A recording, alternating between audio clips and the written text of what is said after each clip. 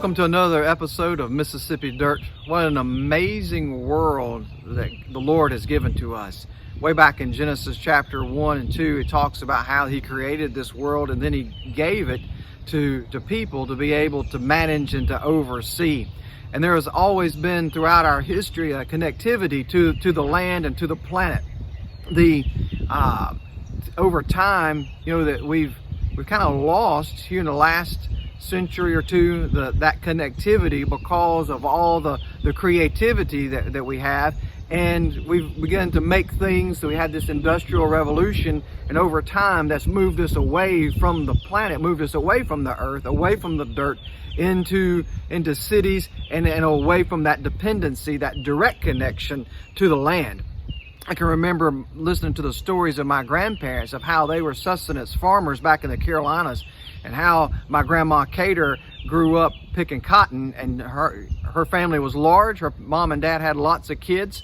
Part of the reason was because they needed lots of farm hands, and so they were growing cotton, and all the brothers and sisters were out there picking that cotton. I can remember my granddaddy Kelly having the same growing up situation, and how it was a great day for his family when the supervisor foreman from the mill came out to the family place and offered him a job and this was during the Depression, and how he got to go into the textile mill to begin to work there. Now that was hard work, but it was a step up economically from having to live directly and be dependent 100% on the land and what you could produce. But over time, we've gone to so far a removal that we've lost a lot of the lessons that the land has to teach us, and the Lord has just woven into to this cooperation between us and the land, and we're just kind of lose touch with that. In fact, if you're in an urban situation today that you have to look around and have to seek out opportunities to be a part of the world that God's made.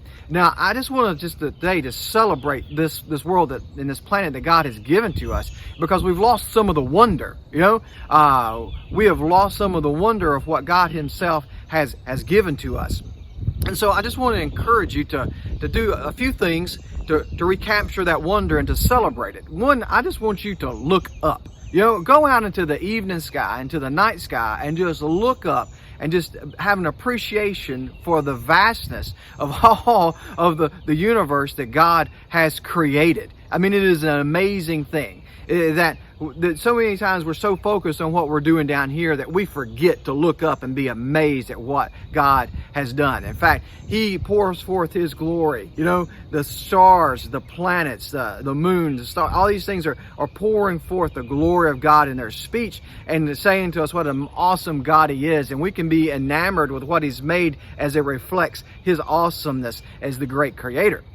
That you go out in the night sky now in the spring here in Mississippi, and you can easily find with you and your kids the Big Dipper, the Little Dipper. I mean, they're in full force here in the spring sky. That you can be amazed at the shooting stars. You can be amazed at all the different things that God has placed up there in the night sky, and take advantage of that. Listen, right here in Mississippi, we have a great advantage of being in the middle of nowhere. In fact, just down the road from where I'm standing, 30 miles down the road, there's a place, an observatory, and it's placed there because this side of the Mississippi is one of the darkest places. I mean, they picked it on purpose. And man, what a beautiful view at night that you have. I just love being able to sit out by the fire and be able to look up and just stare at the stars. It's a wonder that you need to recapture, and you can do that from wherever you are. You may have, because of all the man-made lights, you may have to go out of town a little bit, but man, what a great evening trip just to take the kids, the family outside of town, just to be able to appreciate the wonder of the stars. Another thing you need to appreciate is the things that are growing around you. I'm standing with this field behind me. What a spectacular view of this field, just filled up with butterweed. And just the spring this year has just been phenomenal. You just paying attention to everything that's been blooming and have such an appreciation of it. And from the buttercups early on to watching the plum trees, the apple trees, the blackberry bushes, the locust trees, now the China berries are in bloom. All the different things that have just budded out and bloomed this year is just an amazing, spectacular thing. watching all the trees go from winter into spring, as they all got that little green on them to green lace, and now everything's just fully leafed out. It's just an amazing thing just to watch things grow. Take a seed, put it in a cup, watch it go from seed into that little shoot into a flower. You know, to have a tree that comes from an acorn and be able to watch it turn into a sapling and then be able to watch it turn into a tree. That may take longer than one spring, but you see just the appreciation of things that are growing around you.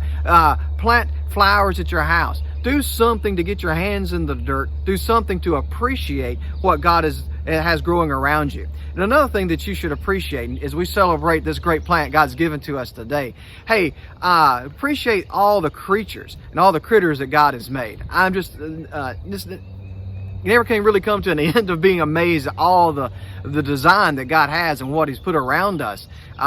Being able to see, even this week, a fox, being able to see deer, being able to see turkey, all these things that God has placed in the woods around us.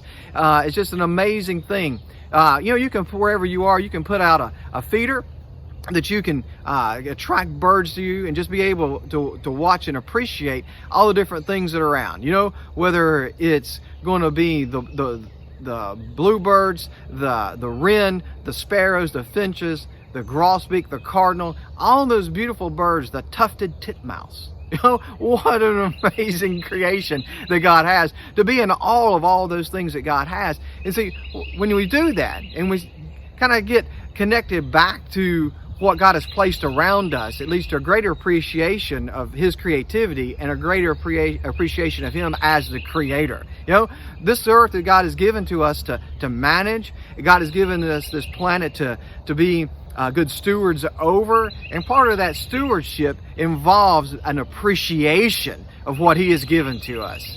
God bless.